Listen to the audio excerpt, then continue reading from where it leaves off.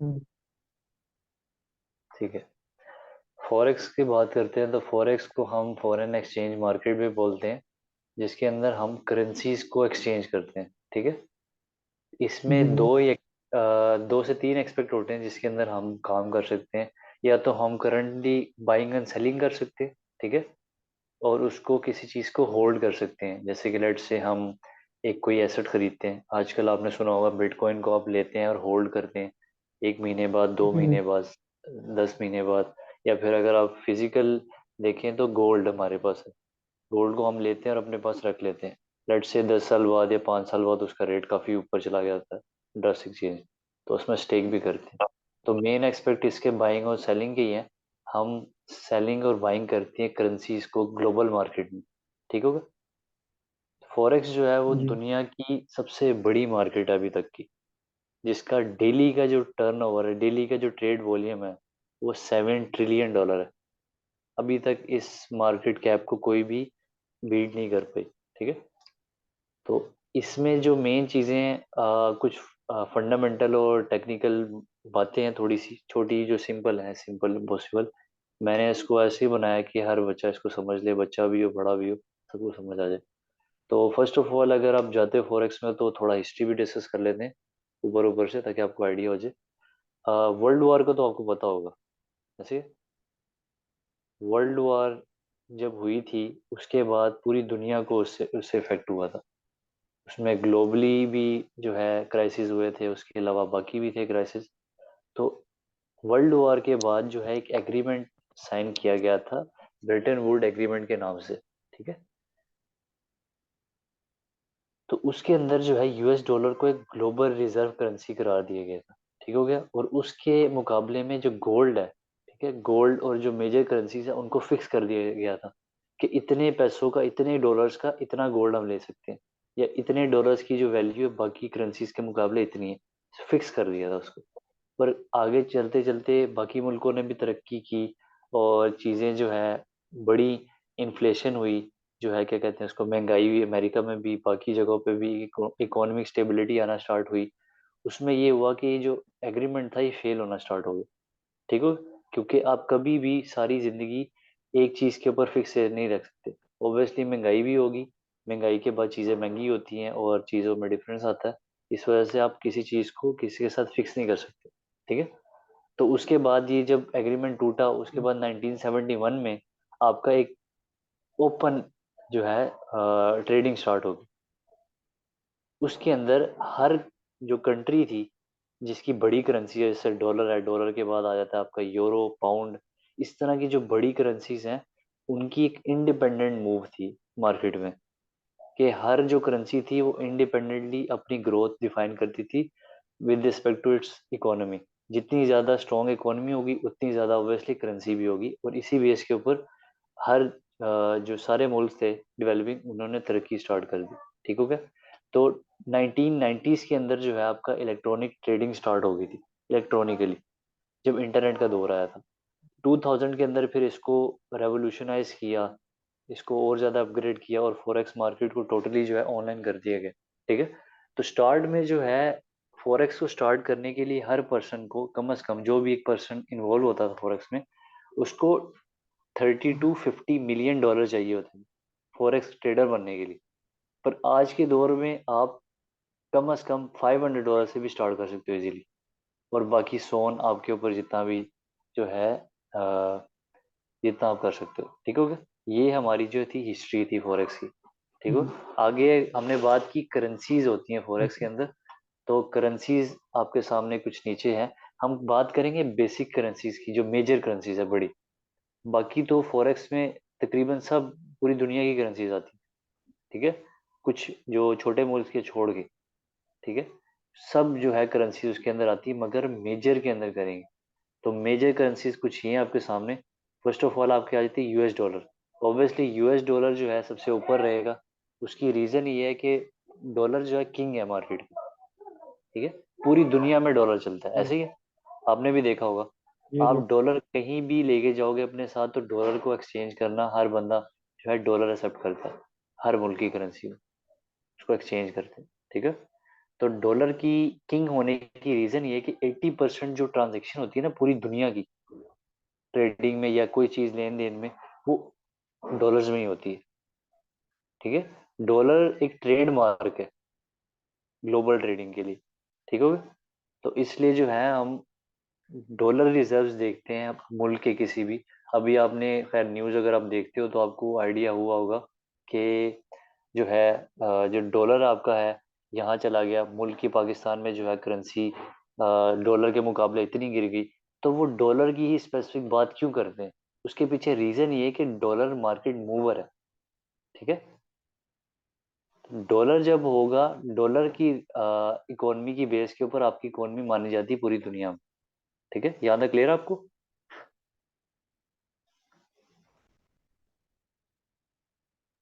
जी जी। या ठीक है, आगे चलते हैं। सेकंड पे यूरो है आपका। उसके बाद जापानीज येन है, जापान की करेंसी। ब्रिटिश पाउंड है, जीबीपी जिसे हम बोलते हैं। नीचे स्विट्जरलैंड की currency, Canadian dollar, Australian dollar, New Zealand dollar. ये कुछ मेजर करेंसीज हैं जो जिसको मोस्टली पूरी दुनिया ट्रेड करती है। ठीक है, पूरी दुनिया जो ट्रेड करती है, जो मोस्टली मेजर पेयर्स है वो ये है। इसके नीचे मैंने कॉलम भी ऐड किया हुआ है, इस पीडीएफ को मैं लेक्चर के एंड पे आपको शेयर कर दूंगा। तो मेन जो करेंसीज आपके पास यूएस डॉलर है, यूरो है, जापानीज येन है, और great British pound, Canadian dollar, Australian dollar. ठीक है, जो लिस्ट की है आपको। ठीक है, यहाँ तक हमने बात कर ली करेंसीज की। तो करेंसीज के अलावा देखें, अब जैसे जैसे रेवोल्यूशनाइज हुई जो फॉरेक्स है, तो इसके इसने अपने आप को जो है मर्ज कर लिया। आजकल जो है जो प्लेटफॉर्म्स आपको प्रोवाइड करते हैं फॉरेक्स ट्रेडिंग के, ब्रोकर जो होते हैं, आपको एक वास्ट डोमेन देते हैं, वास्ट, जिसके अंदर आप हर चीज ट्रेड कर सकते हो। करेंसीज फॉरेक्स एक्सचेंज जो है ना, स्पेसिफिक करेंसी का नाम है। उसके अलावा आजकल जो है एप्स के अंदर जो ब्रोकर्स आपको प्रोवाइड कर रहे हैं, उसमें आप कमोडिटीज यानी कि गोल्ड, सिल्वर और बाकी जो मेटल्स हैं, और आपकी एनर्जीज आ गई, ऑयल गैस वगैरह, इनको भी ट्रेड कर सकते हैं ग्लोबली।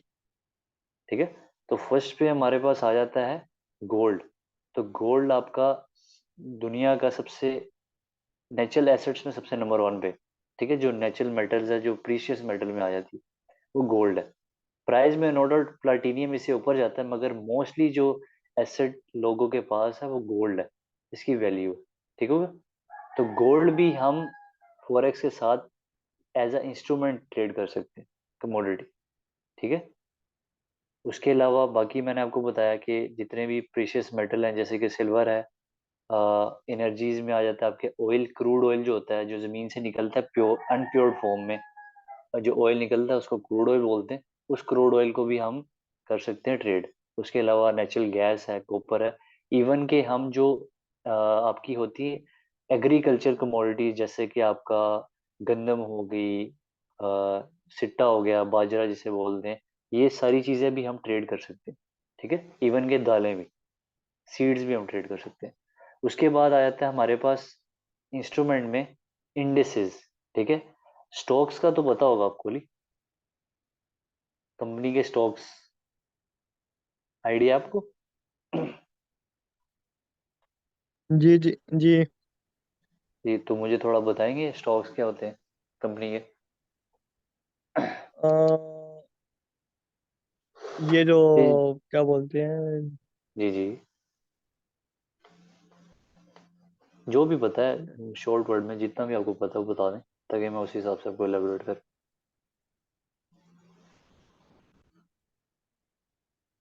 शायद मुझे जो पता है वो नहीं है, तो इसलिए आप ठीक बता है, दें। चलें, कोई मसला नहीं, मैं कर देता हूँ। अ, स्टॉक्स जो होते हैं किसी भी कंपनी के शेयर्स होते हैं। ठीक है, लेट से एक कंपनी है, आप गूगल ही कह लो, गूगल, माइक्रोसॉफ्ट, अमेजोन, इन सब के शेयर होते हैं मार्केट में। एक स्पेसिफिक अमाउंट होती है, अगर आप वो शेयर खरीदते हैं तो आप कंपनी के एज अ शेयर होल्डर होते हैं। ठीक है, आपने उसका स्टॉक खरीदा है। ये स्टॉक मार्केट में जिसे बोलते हैं शेयर मार्केट, आपको आइडिया होगा शेयर मार्केट का, थोड़ा बहुत पता होगा, नाम सुना होगा। तो उसमें क्या करते हैं हम, कंपनी के जी एक जी। स्पेसिफिक पोर्शन, एक छोटा सा जो जिसको हम शेयर बोलते हैं, हम उसको खरीदते हैं, और हम उस कंपनी के उस शेयर के परसेंटेज के मालिक हो जाते हैं। लेट से अगर वो कंपनी हाँ कल को ज्यादा सेल करती है, अगर हम कोको कोला की बात कर लेते हैं, लेट से जो हमारी कोल्ड ड्रिंक है, उसके हम शेयर खरीदते हैं, और उसने एक ईयरली एक अच्छा प्रॉफिट जनरेट करती है, वो अच्छी परफॉर्मेंस जनरेट करती है, तो ऑब्वियसली कंपनी की वैल्यू बढ़ेगी, कंपनी को ज्यादा प्रॉफिट हुआ, तो ज्यादा प्रॉफिट होने की वजह से कंपनी की वैल्यू बढ़ गई। तो वैल्यू बढ़ने की वजह, जिस शेयर शेयर की प्राइस आपने खरीदी होगी जिस पे, वो शेयर की प्राइस ऑब्वियसली बढ़ जाएगी।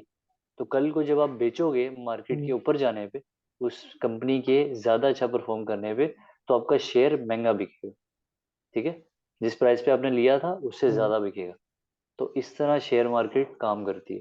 ठीक है, पर यहाँ पर स्पेसिफिकली एक एक स्टॉक को ट्रेड करना ज्यादा प्रॉफिटेबल नहीं होता। ठीक है, तो इसमें क्या होता है कि हम इंडिविजुअल चीज हम्म, को ट्रेड करते हैं, जैसे कि इंडेक्स होता है। इंडेक्स आपको क्या होता है कि मल्टीपल कंपनी जो है ना, मल्टीपल कंपनी ज्यादा सारी, उनको मिलाकर इंडेक्स बनाया जाता है। एक इंडेक्स के अंदर वो सारी की सारी कंपनीज के शेयर इन्वॉल्व होते हैं, और उस पर चार्ट बना के हम उसको ट्रेड करते हैं। ठीक है, तो इंडेक्स कुछ जो है आपके ये है। सबसे पहले आपका S&P आ जाता है, ये ऑस्ट्रेलियन स्टॉक्स हैं, सॉरी इंडेक्स है।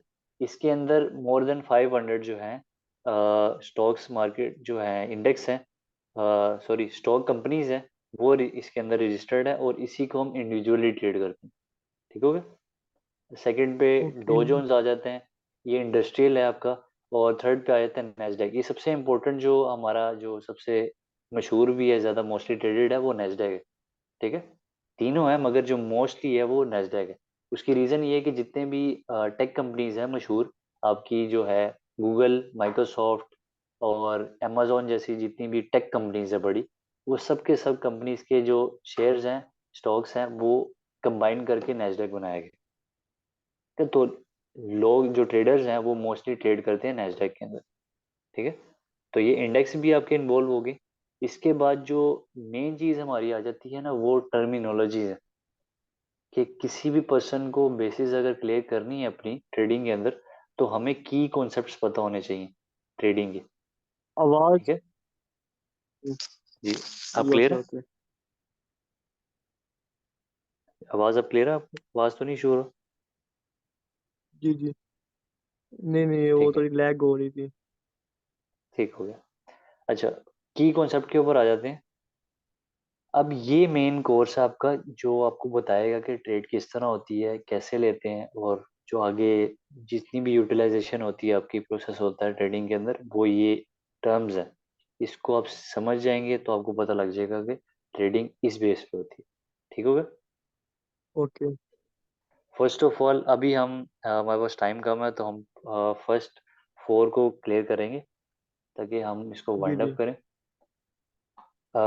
फर्स्ट हमारा आपको क्लियर है, नज़र आ रहा है आपको की कॉन्सेप्ट्स वाले जी जी, टॉपिक आ में? रहे हैं मुझे। फर्स्ट पॉइंट, ठीक है, बेस हाँ, करेंसी। ये नीचे है जी, ओके। अब देखें, जी जी। फॉरेक्स जो है आपकी, फॉरेक्स या कोई भी इंस्ट्रूमेंट जो ट्रेड करते हैं आप, कोई भी इंस्ट्रूमेंट मार्केट के अंदर, तो वो पेयर्स के अंदर ट्रेड होती है। पेयर्स इन अ सेंस कि आप एक चीज को देकर दूसरी चीज ले रहे हो, जैसे कि ऑफलाइन या फिजिकल मार्केट में होता है कि आप पैसे दे के दूसरी चीज खरीदते हो। ठीक है, तो वो पेयर होता है, आप दे रहे हो कुछ और वापस में आपको रिटर्न मिल रहा है। ठीक है, इसी तरह फॉरेक्स में भी आप एक चीज को दे रहे हो और दूसरी चीज की प्राइस पे ट्रेड कर रहे हो। ठीक है, एक चीज को देख, समझ गए यहाँ तक? जी। तो इसमें जो है हाँ। पेयर्स के अंदर हमेशा काम होता है। तो मैं आपको जरा मार्केट में भी ले चलता हूँ, ताकि आपको आइडिया हो जाए थोड़ा। तो पेयर्स किस तरह दिखते हैं वो मैं आपको क्लियर कर देता हूँ। लेट्स से कि अगर हम ओपन कर लें यूरो यूएसडी, आपकी यूरो करेंसी और यूएसडी, तो यहाँ पर आप देख रहे होंगे कि आपको नज़र आ रहा है टॉप लेफ्ट कॉर्नर पे यूरो यूएसडी नज़र आ रहा होगा, यूरो स्लैश यूएस डॉलर नज़र जी आ रहा है जी, आपको? हाँ ऊपर। ठीक है, जी जी। तो इसी तरह जो करेंसीज हैं, जो कमोडिटीज हैं आपकी, सब ट्रेड होती हैं पेयर के अंदर। पेयर के अंदर या तो एक जी करेंसी होगी या फिर एक कमोडिटी होगी। ठीक है, तो ये पेयर के अंदर ट्रेड होती है। पेयर के अंदर जो फर्स्ट करेंसी है या कोई भी इंस्ट्रूमेंट है फर्स्ट, जैसे यूरो जहाँ पर लिखा हुआ है, उसको हम बोलते हैं, उस पोजीशन को बोलते हैं हम बेस। ठीक है, पेयर में बेस बोलते हैं हम उसको। हम्म और जो सेकंड है उसको हम बोलते हैं कोट। ठीक हो गया? हम्म। जी जी। यहाँ तक क्लियर है आपको? तो पेयर्स इस तरह दिखते हैं, आपको मैं और भी दिखा देता हूँ पेयर्स, ताकि आपको आइडिया हो जाए। लेट्स से कि अगर हम गोल्ड की मार्केट को ओपन करते हैं, तो गोल्ड को जो है XAU बोलते हैं हम ट्रेडिंग टर्म में, ठीक है। शॉर्टकट्स होते हैं ओके। करेंसीज के भी, और इसी तरह के जो हमारी कमोडिटीज हैं और जो इंडेक्स हैं, उनके कुछ शॉर्टकट्स नेम्स होते हैं।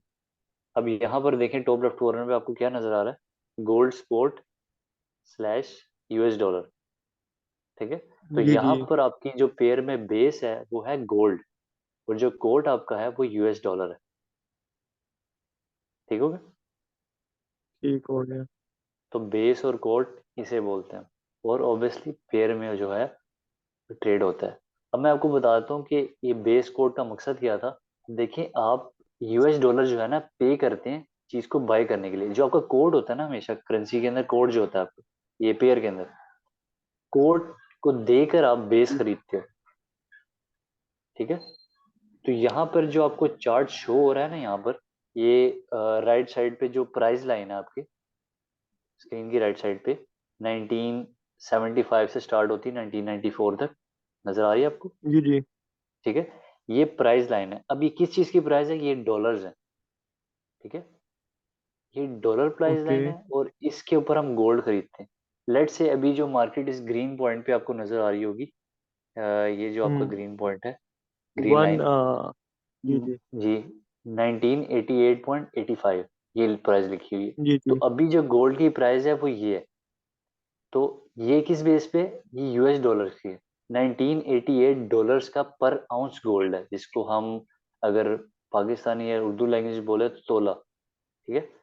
1988 डॉलर का एक आउंस गोल्ड, ठीक हो गया। तो आप बेस कोड जी, करेंसी को देकर बेस खरीदते हो, तो जो प्राइस लाइन है आपकी वो कोड की होती है, ठीक है। सही। यहाँ तक क्लियर है आपको, जी जी। ठीक है। अब आ जाते हैं, हमारे पहले तीनों पॉइंट्स क्लियर हो गए।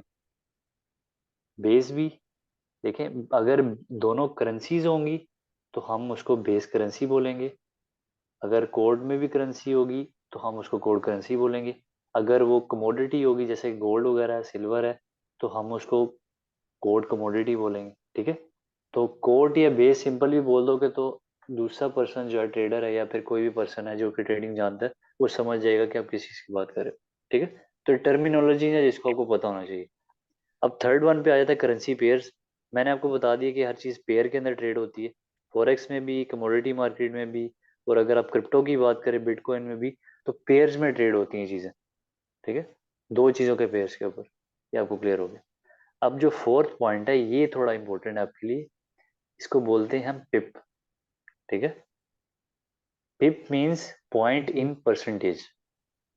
हम कभी भी ये नहीं बोलते कि मार्केट में 1980 से 1990 तक मैंने ट्रेड लेनी है, हम उनको पिप्स काउंट करके बताते हैं, ठीक है।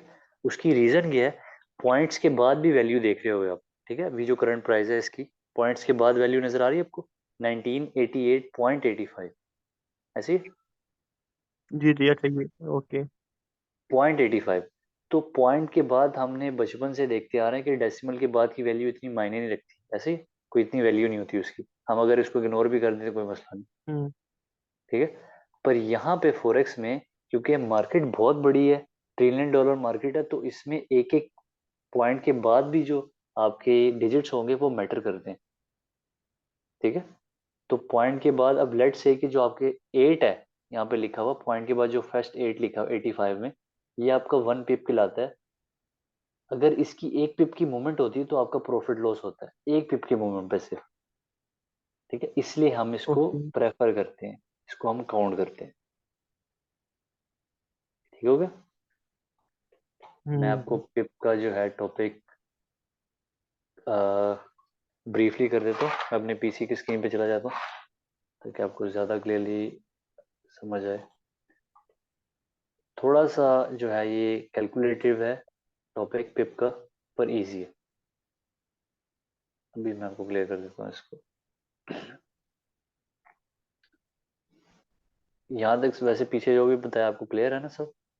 मुश्किल तो नहीं था उसमें कुछ? हाँ हाँ। हम्म, उसमें कोई मुश्किल तो नहीं था ना? नहीं ठीक था, समझ गया था। अभी ठीक है। ये आप पीसी में ना जाए, आप यहाँ से समझा दें, कोई बात नहीं। ये अभी ये 0.85 है, तो जी जी। ये अगर ऊपर नीचे आएंगे तो आप इसका कह रहे हो ना? जी जी। असल में ना हाँ, तो मैंने पीसी आपको में जाने की टाइप जरूरत करके नहीं है। राइट करके दिखाना है। एक मिनट, हो गया बस, मुझे एक सेकेंड ओके में। ओके, चलो ठीक है।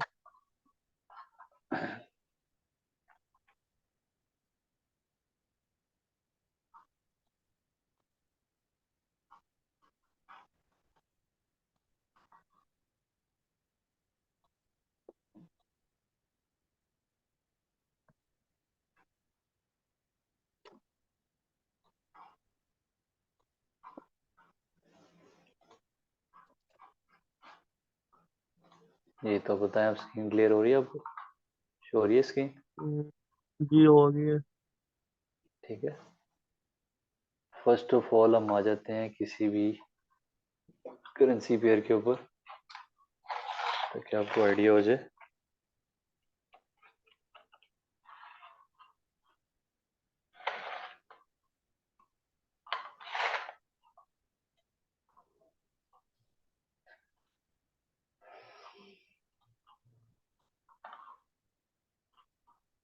ठीक है, अब आपको स्क्रीन क्लियर है ना?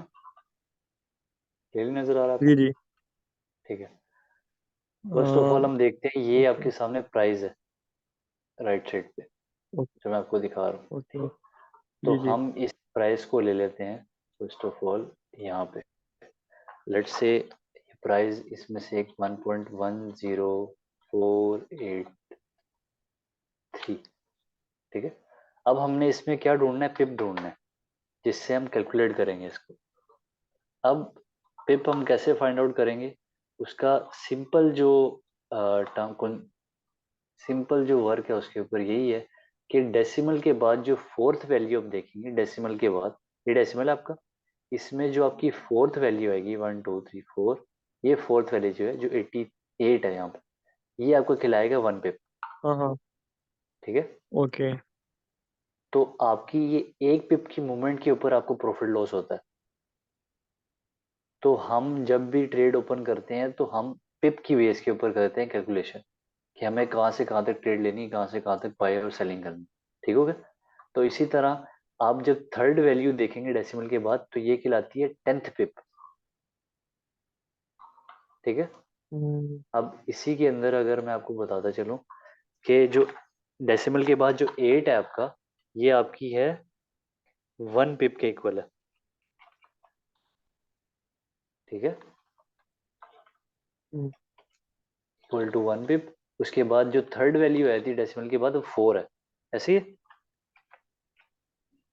4 जी जी, आपकी 4 है। खिलाती है, 4 आपका खिलाता है 10 पिप वैल्यू।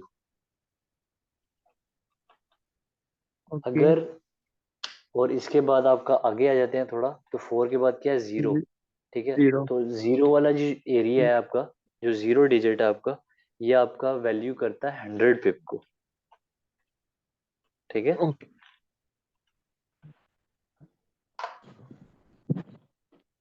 100 पिप को, समझ गया तक? अब लेट से मार्केट जी इस जी। पॉइंट से, जो पॉइंट आप देख रहे हैं, जो मैंने अभी राइट किया, इस पॉइंट से मार्केट जाती है 1.0493 पर। ठीक है। देख रहे हैं 93 तक गई है। वन पॉइंट जी। 10483 से 93 तक गई है। ठीक है। 8 की जगह 9 का हम्म, डिफरेंस आ गया।